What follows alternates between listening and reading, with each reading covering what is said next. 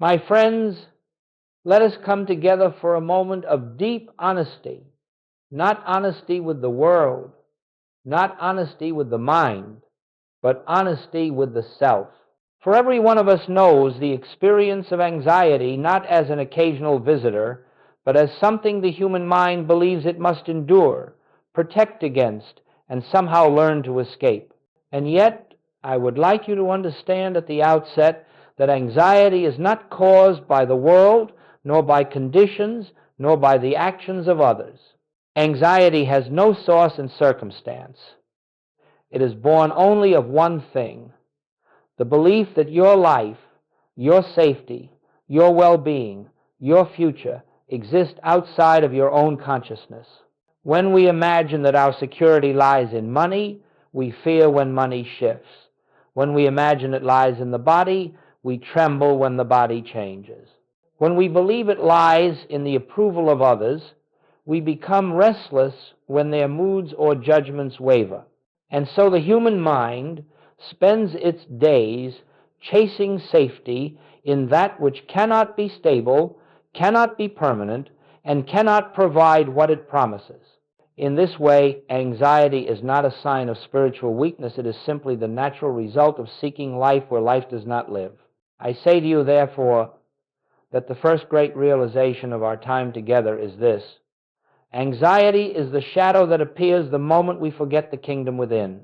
It is the inevitable sensation that arises when consciousness seems distant, unknown, untrusted, and so the human mind struggles and fights and prays and begs, hoping that the outer world will become peaceful enough to quiet the inner storm. But the outer world has no duty to give you peace. It cannot. It has no power of its own. Peace comes only from the recognition of what is eternally present within you. In the infinite way, we do not attempt to fix anxiety. We do not wrestle with it. We do not seek to overpower it with positive thought or mental effort. Instead, we look gently, quietly into the truth behind it. That anxiety is nothing more than a sign that we are seeking in the wrong direction. It tells us we have momentarily forgotten who and what we are. And so, instead of trying to repair the mind, we return to the source. We turn within. We begin to recognize that the peace we long for is not something to be added to us. It is something that has been present since before fear ever arose. Let us enter this class with a simple intention: to see anxiety for what it is, and then to meet it, not with force, not with resistance, but with the quiet authority of truth. For as you will discover, one moment of inner recognition dissolves more fear than a lifetime of outward striving. In a little while, I will show you a simple practice, 3 minutes only, that restores the awareness of the kingdom and reveals the peace already established in your being. But let us not hurry. Peace is never found in haste. For now, let this be the beginning. You are not at the mercy of anxiety. You are at the doorway of the kingdom, and the kingdom has never left you. Now let us look more deeply into this thing we call anxiety, not as the world sees it, not as psychology attempts to manage it, but as it is understood in spiritual consciousness. For unless we know the nature of a thing, we cannot rightly respond to it.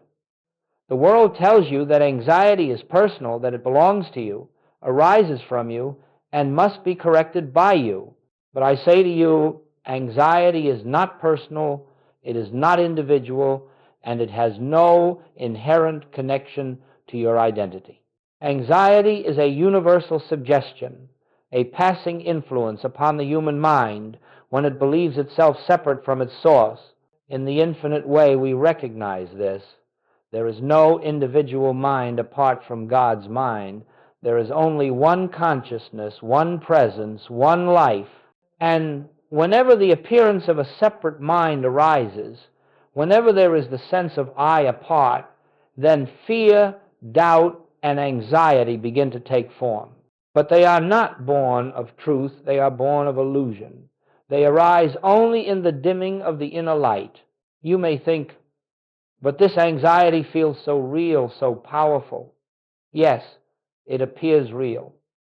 But do you remember the principle we have spoken of so often? No appearance has power. All power is in the invisible.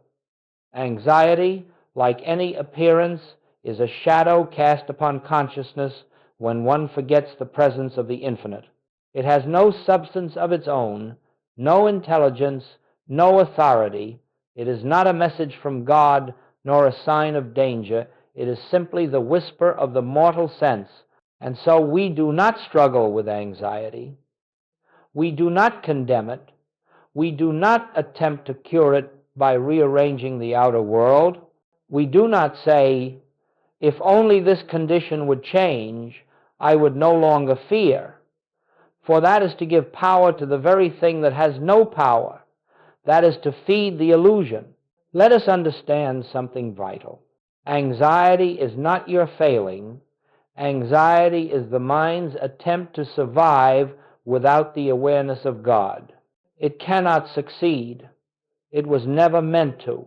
When the mind is disconnected from the felt presence of the infinite, it tries to anticipate, to control, to predict, to guard itself.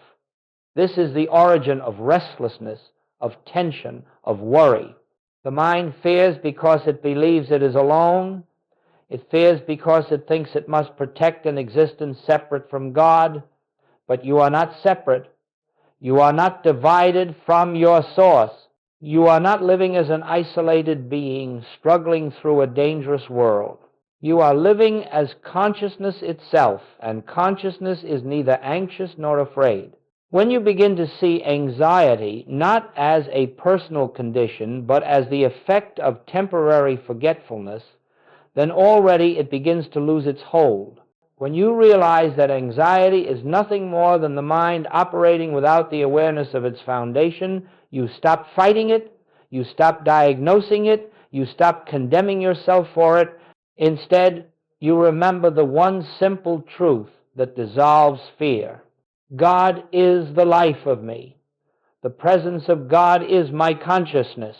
And in that remembrance, the roots of anxiety begin to loosen. Soon we will come to the practice itself, the gentle turning within that restores your awareness of truth. But not yet. Let us take one more step, for before you can release fear, you must see clearly why seeking solutions in the outer world will never free you. Now let us take the next step in our understanding. If anxiety is the result of forgetting the presence within, then it naturally follows that any attempt to ease anxiety by adjusting the outer world will only deepen the forgetfulness. This is the great tragedy of human experience, the belief that safety, peace, or freedom can be attained through manipulation of external conditions. My friends, it has never been so, and it will never be so, because the outer world is not the cause of your experience, it is the effect. We have been trained since childhood to run outward for comfort. When the body speaks, we rush to remedies. When money tightens, we run to calculation and effort. When relationships shake, we run to explanations, demands, and strategies. And when the mind trembles, we believe something in the world must change before peace can return. But in all this, do you see what we are unknowingly declaring? We are declaring that the world has power, power to comfort us, power to disturb us, power to determine our well-being. And the moment we grant power to the world, we give fear its foundation. Fear lives by the belief that something outside you can harm you, and that something outside you must save you. The more you chase the outer world for answers, the louder fear becomes. The more you try to secure yourself through material forms, the more unstable they appear. The more you expect others to be your peace, the more fragile your sense of peace becomes. And so the human being runs from one appearance to the next, momentarily relieved when circumstances shift, but trembling again the moment they shift back. Do you see the pattern? It is endless. It has no resolution. For the appearance world cannot grant what it does not possess. But in all this, do you see what we are unknowingly declaring? We are declaring that the world has power, power to comfort us, power to disturb us, power to determine our well-being. And the moment we grant power to the world, we give fear its foundation. When this principle is forgotten, the mind panics. When it is remembered, fear dissolves. Whenever you seek security through money, you have already placed the kingdom second. Whenever you seek peace through ideal conditions, you have already made the appearance the cause and consciousness the effect. And whenever you attempt to calm anxiety by changing the world, you inadvertently strengthen the belief that the world controls your well-being. This is why seeking solutions outside yourself intensifies fear. Not because the world is unkind, but because you are asking it to do what only God can do. In the infinite way, we stop this fruitless search.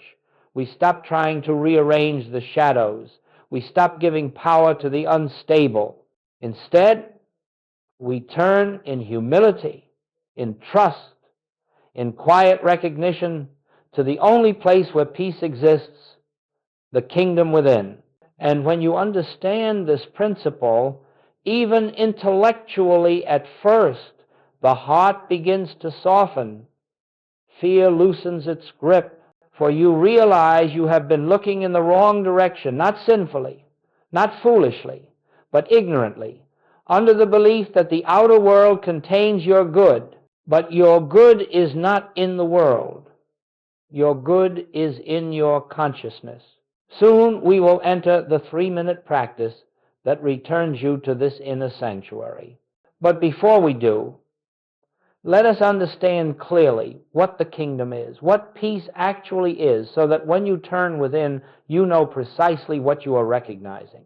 Let us now turn to this great truth that lies at the very center of the infinite way, the truth spoken by the Master when he said, "The kingdom of God is within you."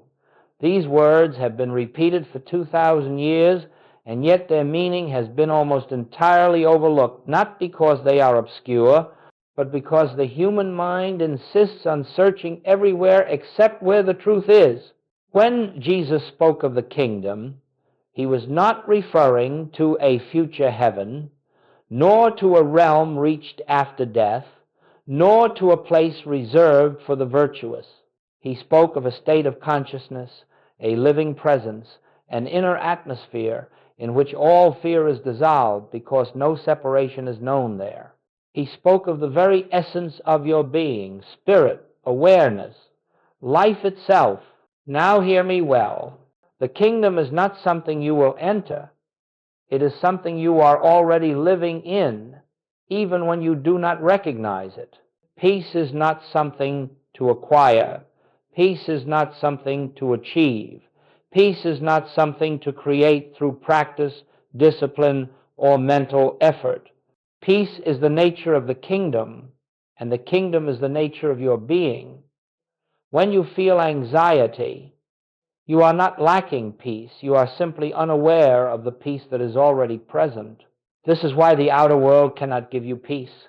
This is why personal will cannot produce peace. This is why the mind cannot manufacture peace. For peace is not a product.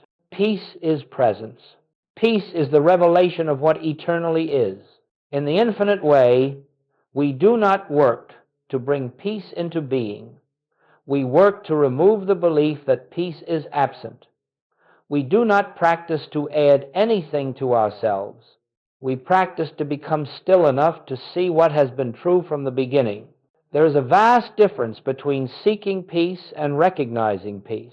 Seeking peace implies that peace is somewhere else. Recognition reveals that peace is here. If you were to dive beneath the turbulence of the ocean's surface, you would find a calm, motionless depth untouched by storms.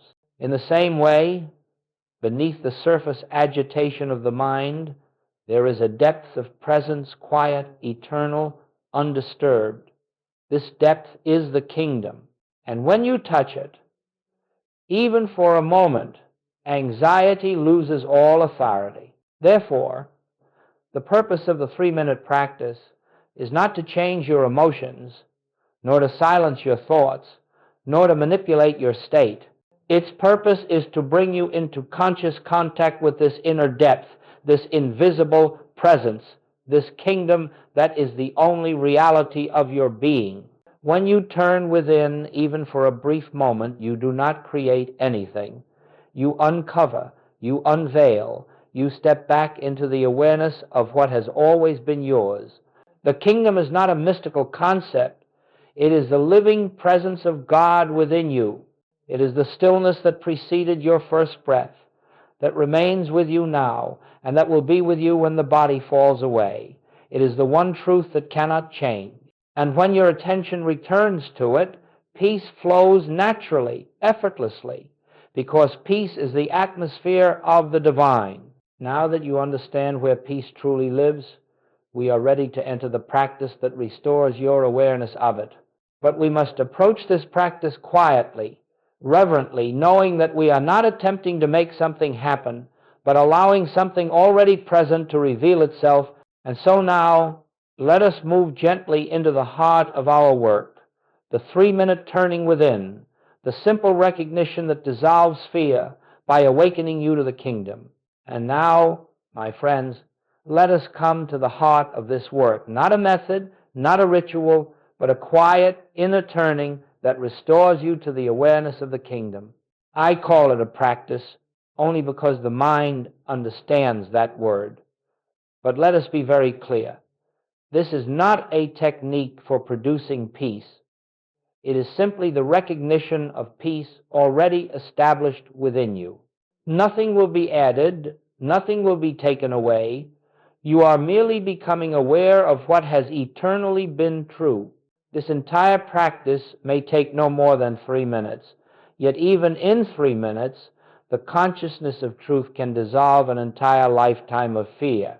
Not because the words have power, not because the steps have power, but because God is the only power, and in recognition of that fact, all illusion loses its strength.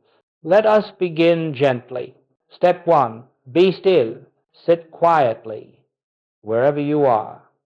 There is no posture to maintain, no breath to control, no atmosphere to create. Simply allow yourself to rest. Let the body be. Let the thoughts be. Let the emotions be. You do not need to improve this moment. You do not need to prepare yourself. Peace does not require preparation. Peace is here. Do not attempt to silence the mind. Only notice that you are the one aware of the mind. Even if thoughts move quickly, even if emotions stir, you need not interfere. Stillness does not mean the absence of movement. It means you are not disturbed by whatever moves. Step 2, turn within. Gently, without effort, bring your attention inward, not downward into the body, not upward into the mind, simply inward, into the quiet space of awareness. It is as though you were listening, not for a sound, but for an inner presence, a presence you have always known but have neglected to acknowledge. The kingdom of God is within me. God is the life of my being. Step 3, acknowledge the presence. Now, with the same ease with which you would greet a dear friend, silently recognize the truth. I and the Father are one. Not as an affirmation you are trying to believe, but as a statement of fact, acknowledgement, recognition, awareness, and then perhaps the kingdom of God is within me. God is the life of my being. Let these words be soft. Let them be natural. They are not meant to convince the mind. They are meant to reveal what the mind cannot see. Step 4, rest in awareness. Not as an affirmation you are trying to believe, but as a statement of fact, acknowledgement, recognition, awareness. Rest in the awareness that something greater than thought is here. Rest in the recognition that you are not alone in your own mind. You are living in God, and God is living as you. There is no need to force silence. Silence reveals itself when effort ceases.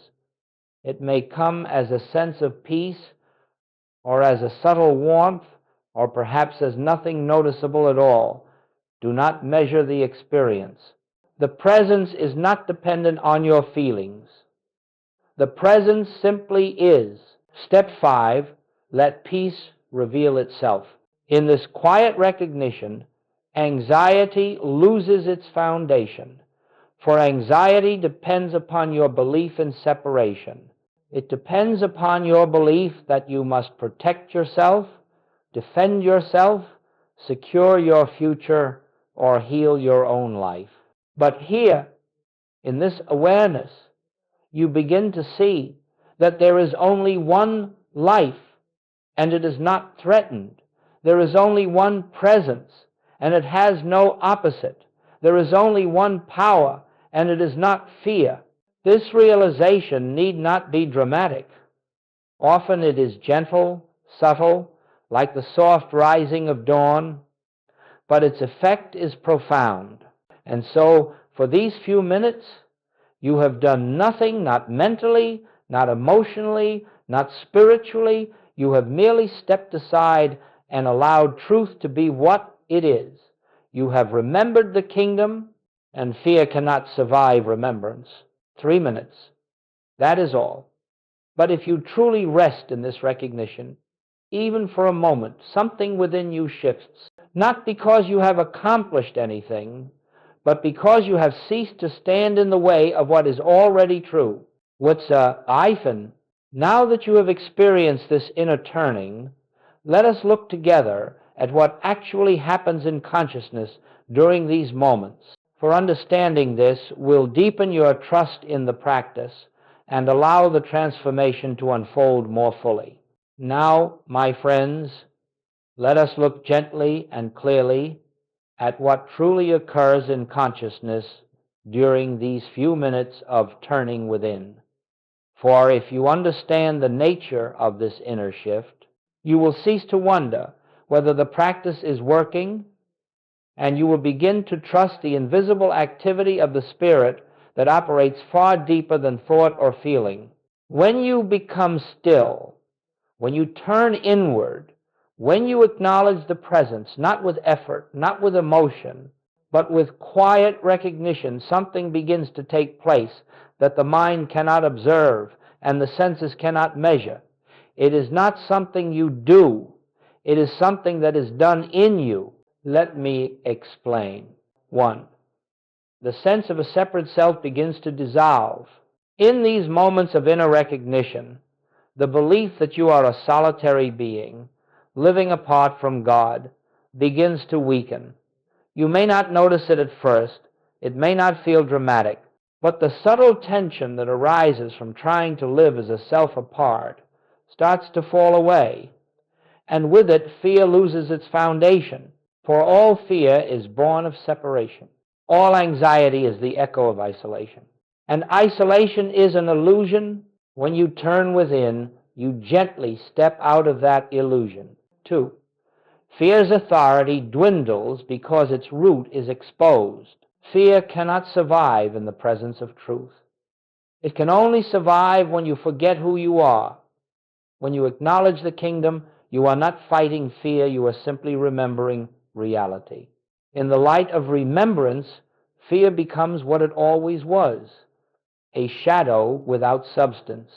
Do not be concerned if fear appears to continue for a time. Shadows often remain even after the sun has risen, but they have lost their power. 3. The mind slows because it is no longer fed by resistance. The human mind races only when it believes it must take responsibility for its own life. It churns, it plots, it anticipates, it defends. But the moment you enter the awareness of the presence, the burden of self-preservation is lifted. The mind does not stop because you force it. It becomes quiet because it recognizes it is no longer needed as guardian of your existence. When the mind ceases striving, peace naturally rises. 4. A subtle awareness of presence emerges. You may not feel anything dramatic, you may not see light, hear words, or experience sudden peace. That is not the goal. But there will be often very quietly a sense that something is here, something stable, something gentle, something that does not change when thoughts change. This is the beginning of conscious union. This is the awareness of the kingdom. It may feel like a softening in the chest, a loosening of tension, a quiet knowing without knowing, a sense of being carried, or simply the absence of strain. Do not look for any of these. Do not measure your experience. Presence is not discovered through sensation. It is recognized through awareness. 5. The spiritual atmosphere shifts within you even if you feel nothing. My friends, please hear this well. Your feelings are not the measure of spiritual progress. The Spirit does its work in silence. The presence acts in the unseen. Grace moves beneath the surface of thought. You may finish the practice believing nothing has occurred, and yet within an hour you will notice that the problem that tormented you no longer grips you with the same intensity. You will observe that your responses are calmer, your breath easier, your thoughts less urgent. This is not psychological improvement. This is the activity of truth revealing itself. One moment of genuine recognition has more healing power than a lifetime of mental effort. 6. You begin to live from the inside out. With each practice, consciousness slowly shifts from the belief that conditions determine experience to the awareness that experience flows from consciousness. You stop looking outward for safety. You stop seeking solutions in matter. You stop reacting to circumstances as if they held power. You begin to live from within. And from within, all things become harmonious because consciousness itself becomes harmonious. This, my friends, is what happens in these 3 minutes. Not because you have done anything, but because you have finally allowed what is to be seen. And so now that you understand the interactivity of these moments, let us turn to a very practical matter, how to use this practice throughout your day, particularly in those moments when anxiety arises most strongly and you believe you must act immediately. For it is not enough to practice only in stillness. You must learn to turn within in the midst of life itself. Now, my friends, let us turn from the stillness of the quiet room to the movement of daily life. For it is one thing to recognize the kingdom in meditation, and it is another to recognize it in the midst of activity, responsibility, and the demands of the world. Yet this is precisely where the practice becomes most transformative, not as an escape from life, but as the foundation upon which life is lived. You see, the purpose of this 3-minute turning within is not merely to bring you moments of peace. It is to train your awareness to remember the presence before the mind reacts, before fear arises, before the appearance convinces you that it has power. Gradually, this recognition becomes your natural response, your first instinct, your quiet habit of trust. Let us explore how this unfolds in the ordinary circumstances of everyday living. When money anxiety arises, perhaps you are about to check your bank account, open a bill, or confront a financial obligation that seems larger than your resources. Notice how quickly the mind tightens, how swiftly it begins to calculate, to fear, to doubt. In that very moment, pause. Just pause. You do not need a long meditation. You do not need to fix the situation. You need only remember, the kingdom is my supply. God alone is the source of my abundance. This recognition loosens fear's grip. You approach the situation not as a needy individual, but as one who knows the infinite is the substance of being. when the body speaks and fear rises. Perhaps a symptom appears, a discomfort, a sudden sensation that awakens old memories or fears. Again, pause not to diagnose, not to resist, not to project outcomes. Pause only long enough to remember, God is the life of my body, Spirit is the law of my being. In this recognition, the body ceases to be an enemy. The symptom loses its authority, and you respond from peace rather than panic. When relationships stir emotion or conflict, a word is spoken, a tone is heard, a misunderstanding arises, and suddenly the heart contracts. Notice it, acknowledge it, and then quietly turn within, not to justify, not to defend, not to judge, simply to remember. Only love has power here. The presence in me is the presence in them. This dissolves reaction. It ends the cycle of hurt and counter-hurt. It restores harmony not by effort, but by recognition. When overthinking begins its spiral, perhaps you lie in bed and the mind begins to race. Perhaps you walk through your day and the mind anticipates 100 outcomes. Perhaps a single worry repeats itself with relentless persistence. Do not fight these thoughts. Do not chase them away. Simply say within, thought is not my master. Consciousness is my foundation. And return gently to the kingdom. The mind quiets not because you subdue it, but because you no longer empower it with fear.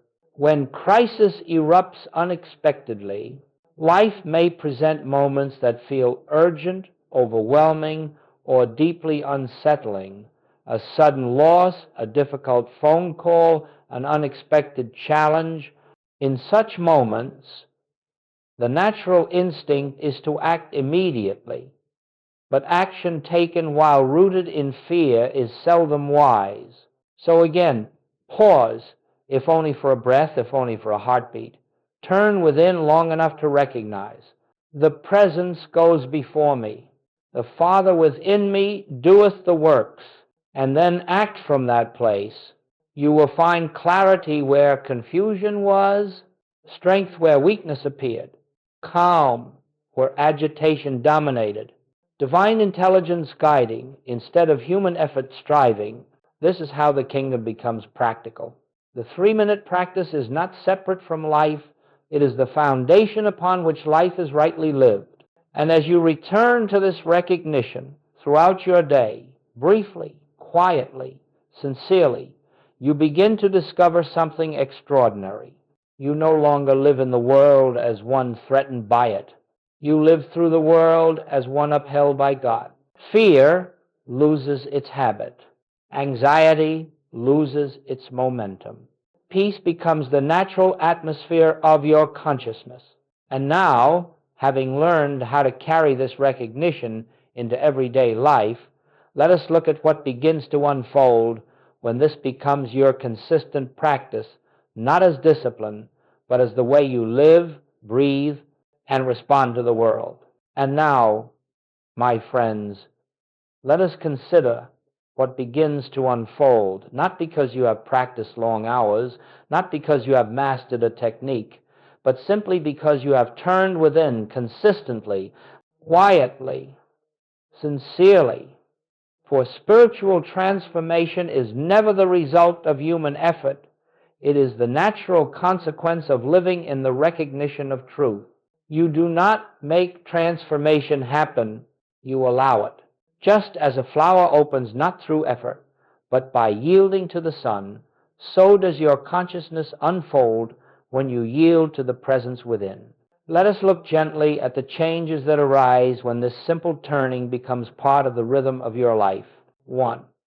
Anxiety loses its momentum. Anxiety is not a force. It is a habit of consciousness, a momentum born of believing that you are separate from your source. When you return to the kingdom daily, even for brief moments, you interrupt this momentum. You end the cycle of fear before it gathers strength. Gradually, you begin to notice that situations which once triggered immediate worry no longer have the same power. The mind still speaks, but you no longer listen with the same fear. The body may react, but something within you remains steady. Just as a flower opens not through effort, but by yielding to the sun, so does your consciousness unfold when you yield to the presence within. Anxiety is not a force. It is a habit of consciousness, a momentum born of believing that you are separate from your source. When you return to the kingdom daily, even for brief moments, you interrupt this momentum. You end the cycle of fear before it gathers strength. This is not suppression. This is not positive thinking. This is truth dissolving illusion. In the old consciousness, you reacted to appearances, money, health, relationships, circumstances, believing them to be causes. But through daily recognition of the kingdom, you begin to see that appearances are effects, and effects have no power, too. You become less reactive and more responsive. This produces a beautiful shift. Reaction belongs to fear. Response belongs to spirit. As the old reflex fades, your life becomes harmonious not because circumstances have changed, but because consciousness has changed. 3. Decisions become clearer and simpler. When you turn within daily, you begin to feel the guidance of the presence, not as instruction, not as audible words, but as a quiet knowing, an inner direction that gently reveals the next step. Your decisions become less anxious, less calculated, less forced. You begin to sense when to act and when to wait. You feel when something is yours to do and when it is not. And as this guidance becomes your natural way, you realize that divine intelligence has been directing you all along. You simply had not been listening. 4. Relationships soften and deepen as recognition of the kingdom becomes habitual. You begin to see others differently. You no longer look at personalities and histories. You begin to see the presence behind every face. This dissolves conflict. It ends resentment. It breaks cycles of misunderstanding.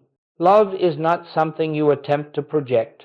It is something that flows naturally when you see God where you once saw a person.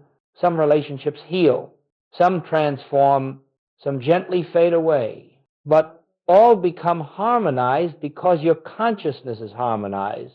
5. Supply begins to flow in unexpected ways, not through striving, not through manifesting, not through mental work, but because supply is a spiritual principle, and when you live in recognition of the kingdom, you stop blocking the flow with fear. Opportunities appear without effort. Solutions arrive before you seek them. Needs are met before they become problems. You realize that supply never came from the world. It came through the world from an invisible source that is infinite. 6. Health stabilizes as fear recedes. As you live daily in the awareness of the presence, the body begins to reflect the harmony of consciousness. Tension eases, symptoms loosen their grip, and fear, the great distorter of the body, no longer dictates your experience. But because supply is a spiritual principle, and when you live in recognition of the kingdom, you stop blocking the flow with fear. Health is not gained. Health is uncovered. You do not heal the body. You reveal the wholeness already present in spirit. It is not confidence in yourself. It is not confidence in your abilities. It is confidence in the unchanging reality of God as your life. 7. A deep, quiet confidence begins to emerge. It simply rests. This confidence is silent. It does not boast. It does not assert. 8. A new way of being takes root.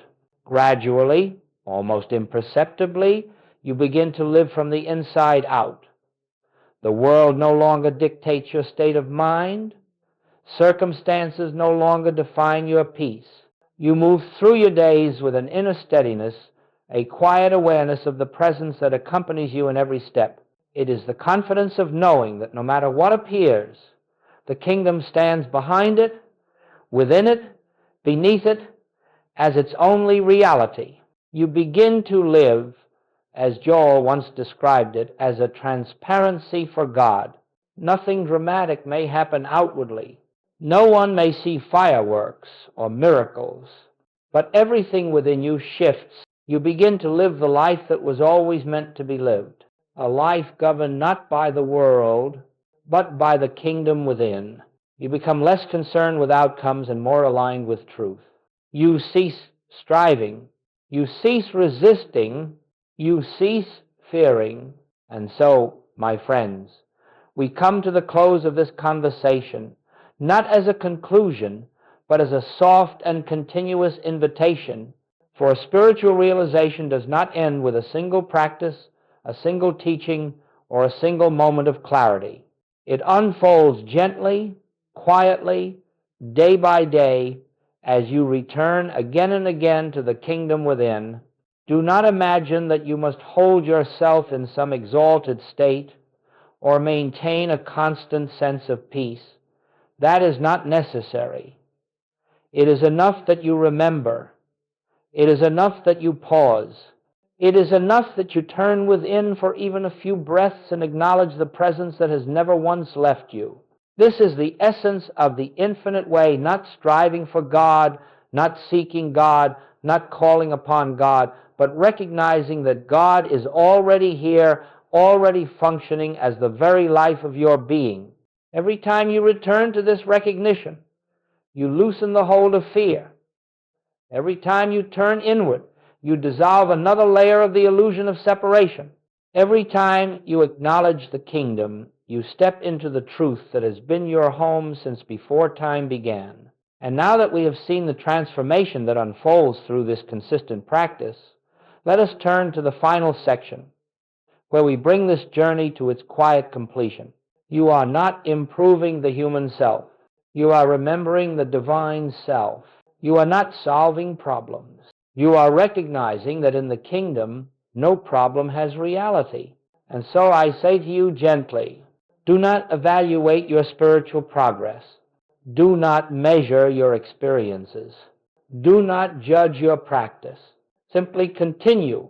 Continue turning within. Continue acknowledging the presence. Continue remembering that the kingdom is the foundation of your being. Some days you will feel peace. Some days you will feel nothing at all. Some days the mind will resist with great force. None of this matters. You are not moving toward God.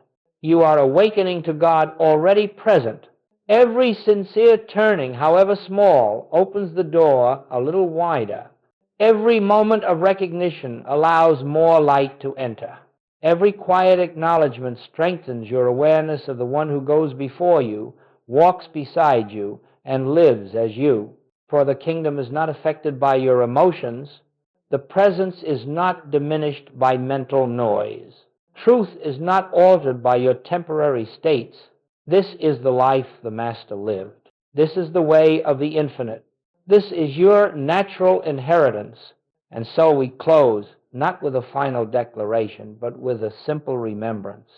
The kingdom of God is within you, not tomorrow, not when you are worthy, not when you are calm or perfect or spiritual, now, always, eternally. Return to the kingdom whenever you think of it. Return when anxiety stirs. Return when joy appears. Return in silence, in activity, in stillness, in movement. There is no moment when the kingdom is absent. There is only the moment when you remember to look, and gradually, without fanfare, without effort, without striving, you find yourself living more from the inside than from the outside, acting from peace rather than fear, listening rather than reacting, trusting rather than grasping, resting rather than resisting.